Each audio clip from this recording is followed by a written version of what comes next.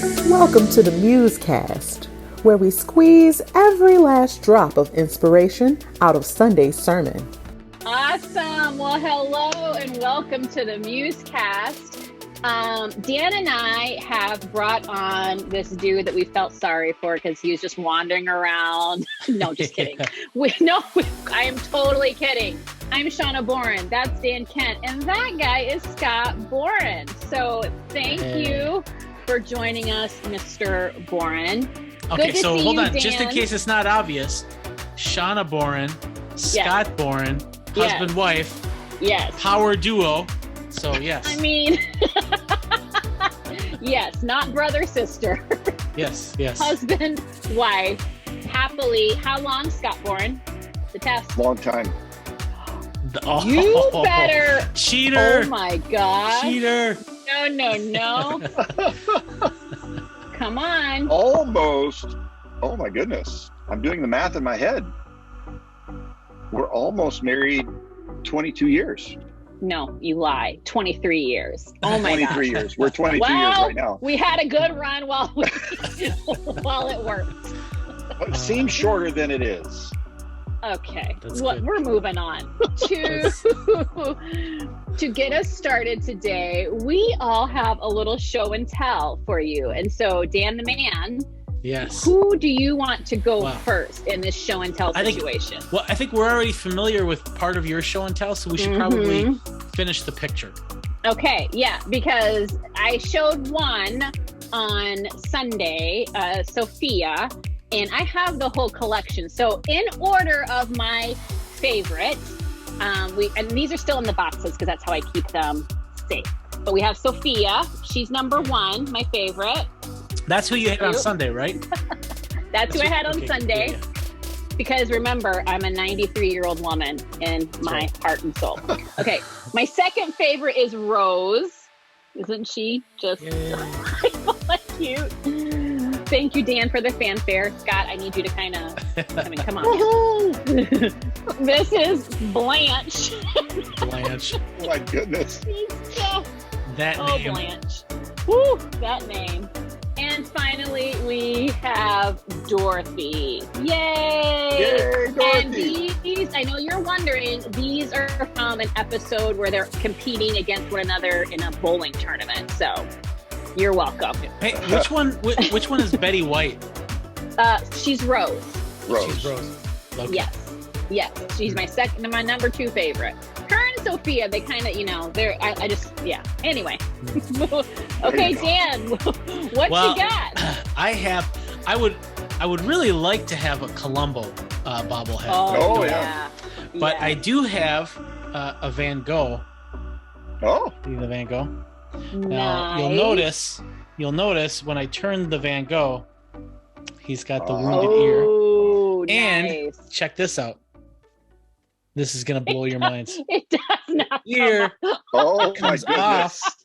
That is hilarious. Isn't that cool? And then you can, and then it's so macabre that you can actually take his other ear off too. Like if you decide that you want his right ear amputated instead of his left, you can choose which ear. Yeah, I like it. Yeah, but it's cool like because to I have options with our violence. Yeah, that's right. I have this. I have it on I have a whole bookshelf dedicated to this, and then on the back of the shelf, I have all of the Van Gogh paintings that I've seen in person. And that's I'll share amazing. Yeah, it's pretty cool. I'll share it on the Woodland Hills Facebook post for this episode. I'll share a picture of it. It's pretty cool. Awesome. Sweet. Dan, I am on a mission to find you a Columbo bobblehead. Yeah, that would be pretty cool. I'm going to find it for you. All right, Mr. Boren, what you got? Well, I have Charlie Brown and his friend Linus. Cute. We need to see Charlie Brown's shirt. Yes, so everyone knows, because he's so bald. Oh, there you go. And cute. Even has the little blanket. Linus has a blanket. So I love it. That's fantastic. Awesome. Well, thank you for coming to show and tell, friend. That's right. Never a dull moment here on the MuseCast. This past Sunday, if you haven't tuned in yet, then what you missed was we are continuing on in our Lost Art of Friendship series. And I got to share about being a friend. Thank you for being a friend. And we had a sing along and people participated and it was fantastic. And to test how well he listened, I am going to kick it to Dan for the summary. Yes. Hey, well, that's great. Well, I think I listened pretty well, but there was a lot of it. We talked just a moment before I hit the record button that there's, it's like I think there was like 15 potential rabbit trails we could go down. So it's like Elmer Fudd would be totally lost. I mean, if he was hunting rabbits, there's too many paths. So,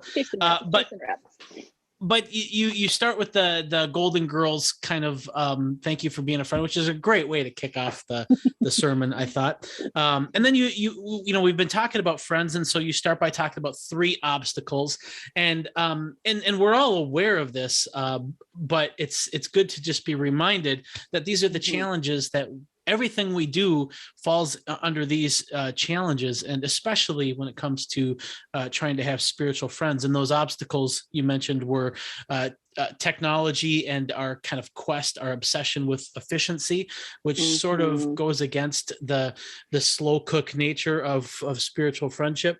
And number 2, busyness, just our modern era. We're just so busy with so many different things.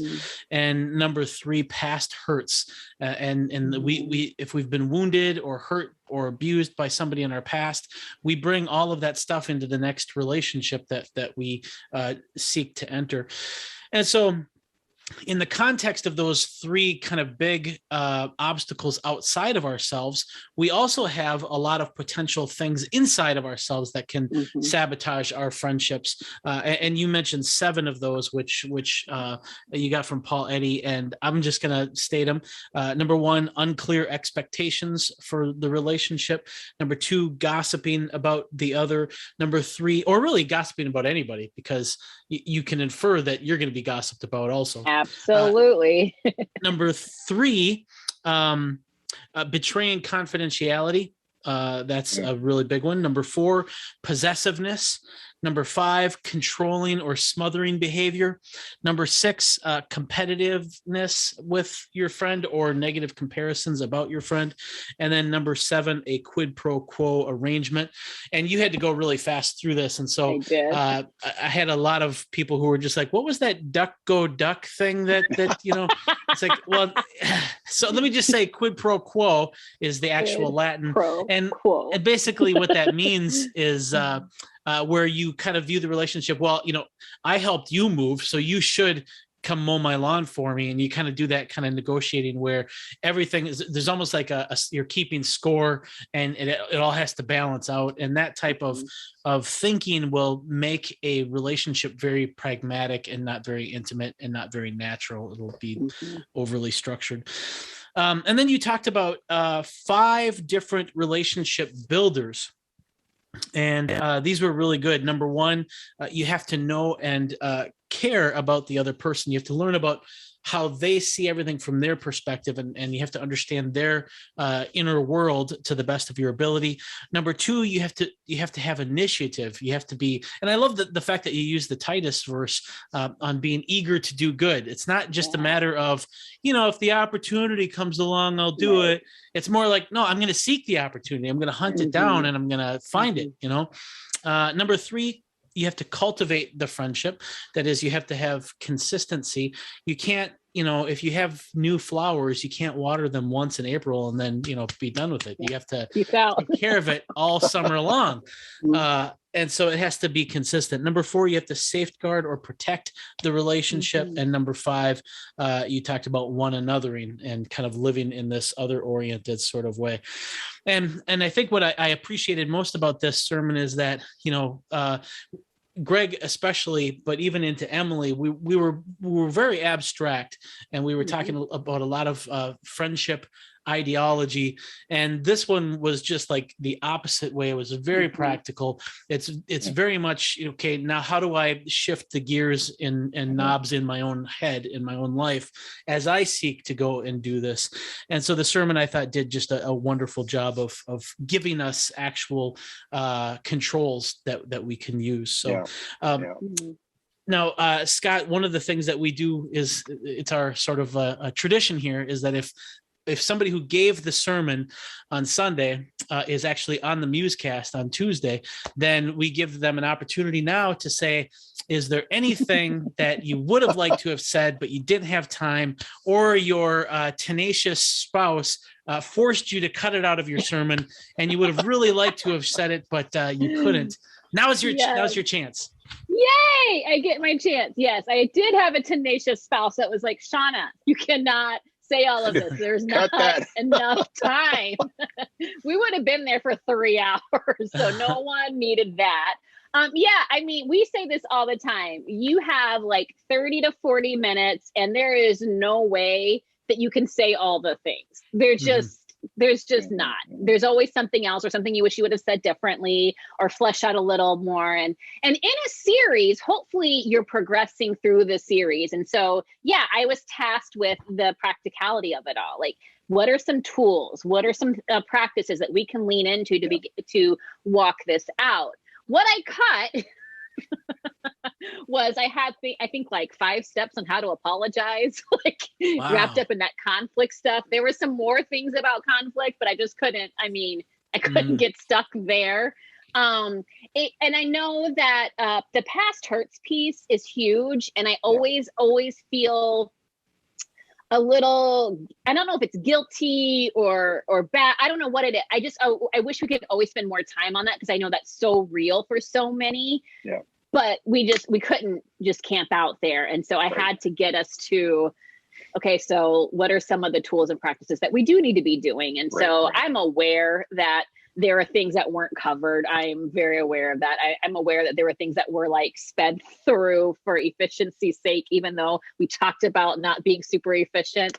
But sometimes with information, you do need to be efficient. So that's that. And so it's great to have the MuseCast to talk about those things a little more.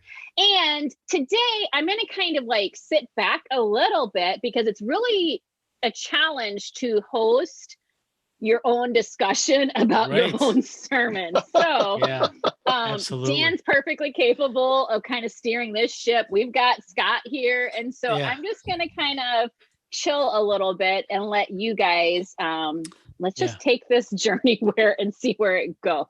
Yeah. Well, and this is an interesting one too, because both you and Scott are on here, and I know what it's like to have a spouse who's like a thinker and who's also is passionate about ideas, and Barbara, like you two, helps me in the things that I do. So I want to talk about some of these things, and I'm going to kind of leave it for both of you. But in particular, we wanted to have Scott on because Scott has a book called The Relational Way: From Small Group Structures to Holistic Life Connections.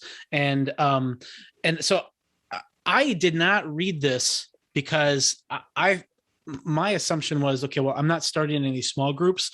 And so now, because Emily really gave the plug in her sermon, I'm like, well, maybe I should look at it, because it does talk about relationships. And I got to tell you, there is a ton of wisdom in this book. And there's so much wisdom just about relationship in general and about leadership in general. And I'm so glad that we found an opportunity to kind of talk about this, because there's just so much here. We don't have enough time to talk about all of it, but I would love to ask this. One of the things that we've kind of been wrestling with this friendship series is obviously people are feeling profoundly lonely right now. There's this profound loneliness. And so we want to do something about it. We want to have a class. And I think this class is going to be great that we're going to have. Yeah. We want to facilitate kind of friendship groups, and we want to do whatever we can to sort of to help people so that they can have these spiritual connections, these spiritual friendships. But you talk about in your book, Scott, how the structure doesn't necessarily lead to success. And so I'm wondering, does friendship structure matter? And like, are we wasting our time, or is this still a useful use of our time? Sure. Well, I think, I was motivated to write that book because we were so fixated on structures, which we often do in America. We're looking for, especially it seems like in the church, we're always looking for a quick fix to a deeper problem and difficult challenges. We look for easy answers, and people were looking for a small group. So let's just all get in a small group, and we're going to suddenly experience community, and we're going to be best friends with each other. And church after church after church that I was working with was like hitting brick walls. And then as we were doing the research and what was the churches were experiencing and talking to people, it's like, we don't know how to be friends with one another. Yeah. Much less, how do we get together in a circle and talk about what's going on in our lives in a way that's healthy? And so I think it has to be a both and, because we do have built into our life the structure of a small group, which is called family. We're born into a structure of small groups. Small groups are part and parcel of everything we do. If you work for a Fortune 500 company, everything is organized around small groups through the whole structure from the top down. Small groups are part of it, but it's how we relate to one another in those groupings that really drives whether or not those small groups work. Yeah. And the structure itself doesn't fix it, but we are designed to relate to smaller groups in life and connect with one another in those smaller groups. Yeah, that's good. And so in that sense, one of the things that we've been talking about is, we want to offer this structure, and we want to help people connect so that they can pursue these potential spiritual friendships. But that doesn't mean that they know how to be friends. And so some of the things, especially Shawna, your message this weekend really does get at the heart of, okay, what are the things that are required to be a good friend? Because the structure in the class isn't going to help if you are doing any one of these friendship busters. And so, and speaking of that, you said something in your sermon, Shawna, that I just absolutely love, this idea of a leaky bucket. Can you tell me, can you refresh our memories about what you meant by that? Yeah, it was just a way to visualize how we hold our wounds and our hurts. If you think of a bucket, and people, as we're relating to one another, we're trying to pour into one another love and care and concern and time. But if we have wounds that have worn holes in our bucket, those holes will eventually get so bare that they begin to leak. And so what is being poured into us, we can't hold and contain. It's just going to flow out of us. And many times when that happens, we think, well, that person needs to love me better. That person needs to spend more time with me. We kind of try to point the finger outward, when really I was arguing that we have a responsibility to recognize where we are wounded and where we have been hurt and maybe, betrayed or whatever it is, and take that to the Lord and begin the process of healing so that our buckets aren't leaky. And when people pour into us, we're able to contain what it is that they're giving us and also give it back to them. So I love that so much, because I've worked with so many people in mental health who, they're depressed, they're chronically depressed, and what often coincides with their chronic depression is this almost like this immunity to love or praise, where people will tell them how much they love them and how much they like them, and but there might be one person who gave them a sideways look, and they just obsess about that, and all of the good stuff, it's like it just goes right through them. They don't hold that, but they hold these negative things, and the ability to be able to hold all of the good that people share with you, especially maybe you're in a situation where people don't share a lot with you, in which case then it's more important to hold the stuff that you get, but also to work on the relationship so that you do receive more. So I love that way of looking at it. There's another idea that I wanted to talk about as it relates to friendship, because I think that the ability to be friends. How do I know if I have the ability to be friends, or if I have the skills necessary to have these really strong friendships? And I think a lot of people might assume that they have a better skill set on this than they actually do, especially in an era where we have social media and we've got 1,500 friends on Facebook and 3,000 followers on Twitter. It may feel like we're doing all right. And Scott, you share this idea in your book about crowded loneliness. Can you talk about crowded loneliness? Well, and it actually, that idea extends back to the 1950s, and some sociologists studying America way back then, that we are overwhelmed with very thin relationships. We know people on the surface, but we don't have a few people that know us well, and how busyness started taking over even for generations in the post-World War II era. This has been a growing social dynamic that we in America have experienced, and it's become so part and parcel of who we are that we don't even see it as a problem. And I think it's most illustrated now in that we don't even know how to sit down with one another and eat a meal, and just talk with one another. Totally. And even as families, we don't have time to do that anymore with one another. So it's so part of us that, even if we schedule our coffee shop breaks with people and like, oh, got to go and get on with the next thing. But there's always people there. And so we don't think that we have a friendship problem, but we do. And the presence of all of this crowd dupes us into thinking that we don't have a problem that we actually have, which I think is funny. It's also funny, those researchers in the 1950s, don't you just get the feeling like, oh, you're so cute with your busyness in the 1950s? Right. So. If only you know. If only. But we're surrounded now. We're just surrounded by people, and even though even in the pandemic, we created a different kind of we crowd our lives now with so many people and things that we have no energy just to sit down and listen to one another. That's so true. I have other questions to ask, but I don't want to forget this, Scott, while I have you here.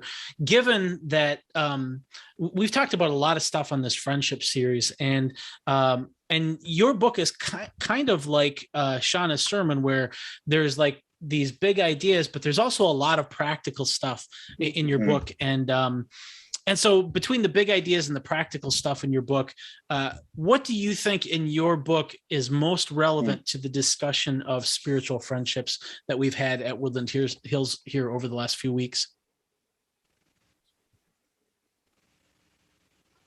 Sure. I think one of the things, and Shawna referenced this, about it takes 6 to 8 times to actually build a rhythm into our relationships. And one of the things I learned in researching for that book and follow-up conversations is the importance of repetition of contact, as opposed to big chunks of time spent. And he's like, oh, we spent 3 hours together at the coffee shop 3 months ago. Therefore, we're great friends. Or we went out and we went on a vacation together 2 years ago. We were together for 2 years and we're really close. But the connections are built through small repetitions of interaction, and that it's that social repetition that creates a bond. And we do that, and that's I talk about their about refrigerator rights, and that's kind of a model to think about spiritual friendship, where are those people that can just come into our life, grab a piece of cake out of our refrigerator, eat it, we have a 5-minute conversation about the day, and then we go about our way. We don't do that with one another in our lives. And whereas maybe in past generations, that was much more part of life together. But we don't do that. And if we don't have those kinds of spaces with one another, how are we going to create that sense of trust to go to those places that are deeper? And we're not going to be willing to share some of the things that are deep in our soul with people unless we create some environments where we can just trust one another in the small things of life. Oh, that's great. You know, we've been doing the MuseCast now for a year and a half, Shawna. Yeah, And we it's have. like every week. And that's a pretty regular thing. So next time I come over, I'm raiding the fridge. That's you do it, Dan. There you go. I'm gonna have peanut M&Ms for you. I will not have any dates. I am not going to have, you guys, yesterday we were in a meeting for work, and Dan had this like massive bowl that he was eating his salad out of. And I'm like, how big is your salad bowl? Yeah, so it's I a big will bowl. take care of you. My next show and tell, I'll show my the big bowl. You're going to bring the big bowl. Yeah. It was huge. It was huge. Yeah. But really quickly, can I just say about that whole, like, the busyness piece and the having quantities of people in our life so we can be duped into thinking we've got these amazing friendships. I think that's why we have been very intent on saying we're talking about meaningful human interactions, because we recognize that it is so easy to feel like we've got people, we're good, and you're dying inside and lonely. And what we really do need are meaningful human interactions. And I know some people maybe listened to this sermon and thought, well, duh, of course you got to know and care about someone. But you really do have to know and care about people. You have to invest in people. You have to protect the relationship. And so that's why we wanted to really try to hit those things home, because we recognize the reality versus sometimes what's playing in our fantasy head. Yeah. That's good. Something else I've been thinking about that we haven't really addressed yet, and maybe we will, we're going to do a Q&A this weekend, which, by the way, if you're watching the MuseCast, please, if you have any questions, submit them. We already have some for this weekend, but we're looking for more. But one of the questions that I'm hoping that they'll talk about this weekend is, you talk about the obstacles, and both of you talk about obstacles for like connection like this. But, you talk about technology and the busyness of our modern era, and past hurts, that's something that isn't really, that's always been with us. People have always been hurt, but the busyness and the technologies is like this new thing. And I feel like we've seen like the quality of friendships go down as technological advances and busyness have gone up. And so, and maybe there's no answer to this question, but I want to pose it and just get your thoughts on it. How much hope should we have that we can have quality spiritual friendships without like the societal overthrow of technology and busyness? I mean, do we need to change the structure of society in order to see these deep spiritual friendships flourish again, do you think? That sounds like you, Scott Boren. I don't have an answer for it. So I think it's a spiritual, we talk about, there's spiritual disciplines of where we take things out of our life in order to have things that are better for us. We can't have both and we can choose to be consumed by Facebook or whatever else. It shows my age because now Facebook isn't cool anymore, or Instagram or whatever you're into, and be consumed by that at the expense of relationships. Or we can say, I'm gonna fast that. And maybe it's just a short fast. And say, I'm going to do it for a few weeks and see what might result of this. So what kind of space is it going to create in my soul for other things, other people in my life? Because if we're not conversing there, if we're not full of something here, we're going to redirect that energy to something else. So there are things we're going to have to remove in order to have space for other people. And some of that is busyness, and some of that is things that saying that is not a priority for my life. And maybe that TV show doesn't need to be binged right now. And are there things that choices that we're going to have to make so that we are forced to go social, because our soul will move somewhere. And if we're going to create space for friendship, we're going to have to let go of some things. Yeah. Amen. Yeah. One of the things I didn't say because there was no time, but there's a challenge to really like take a sabbatical from some of our technology. And I can't tell you what that would look like or how to do it, but I mean, if we're going to push back against that roadblock, then we need to try to do something about it. And one of the things we can do is look at times, moments when we could take a sabbatical from just being so technologically reliant, and see how that may shift things for us. Yeah. Right. But don't do it during the MuseCast. You need to be every week. Yeah. That is the problem, is that, you know, it becomes part of our livelihood. It becomes part of our job and our routine. And it's how we, especially when it's how we do connect. If we have a hard time connecting with people, but the one way we do connect is the very thing that makes it hard to connect with people, it's really, really sticky. Yeah. So, sticky.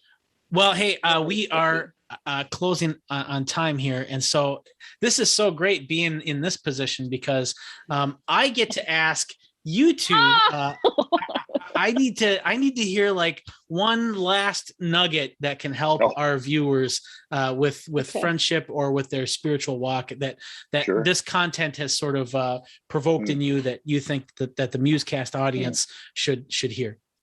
So I'll start with you, Scott. Well, the first thing that comes to my mind is start spending some time praying for one or two people in your life. With no expectations that they're going to become a spiritual friend. No, don't put any boundaries on it or thoughts of this is what I want to happen. Just begin to start praying intentionally for one or two people that you value, and see what God might stir up out of that, and see where it goes. That's great. That's good. Shawna, what do you got for us? Listen, I think I have been such a student throughout this series. I wasn't kidding when I said that I was learning along with us all while we've been going through this. And one of the things that God keeps bringing to mind for me, and so maybe it'll be helpful for you, is just to sit before Him honestly and just tell Him where you're at with this. Like, if you are one that you feel like, hey, I've got people, I'm good to go, sit there with Him with that thought, and let Him reveal to you the truth of that, and then maybe the non-truth of that.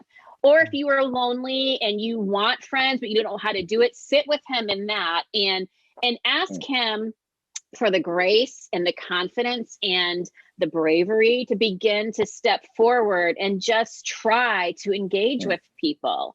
And I think that's really important, to start where you are. Like, if you are not in a place in your emotional health to love on others, you need to take care of that first. So I feel like you do more damage if you're like, I'm going to go out and be the best friend ever. Okay, well, let's deal with our bucket leaks first. So start where you are and allow God to speak to you and to reveal to you some next steps. And then just know that you are worth pursuing in a meaningful human relationship, a human friendship, and so are others. And so we are called to be interwoven into one another's lives. And so when we are filled up with knowing who we are in Christ, we can have the boldness to go forth. We can have that eagerness to do good, like we've talked about, and to just be there and engage and support one another. Yeah, that's great. That's good. Yeah, that's really good. The only thing I would add, and I really don't have anything great to add other than just to kind of rehash what you said in the sermon, is the leaky bucket. I think that's exactly right. If you to the extent that your bucket is leaking, it's the extent to which all of these friendship busters are going to be tempting to you. If you have a leaky bucket, you're going to be tempted to be controlling and smothering as you try to be the best friend ever. Or you're going to be competitive. You're going to compare. You're going to have a temptation to gossip or whatever. And so that's why it's so important to heal yourself as much. Now, we're all flawed and we're all broken. So we have to do our best there. But it's both sides of that are so important. And then the other thing I'd say is, if you're going to eat salad, use a big bowl. That's all I would say. So go big. You're going to chow on a salad. That's right. So all right. Next week I'll show off my salad bowl. But until then, everybody, Scott, hey, thanks for joining us. Shawna, it's been great. Thank you. Yeah, great message, Shawna. Thank And you. we will see you all next week. Thanks, Bye-bye. guys. Have a great week. Bye-bye.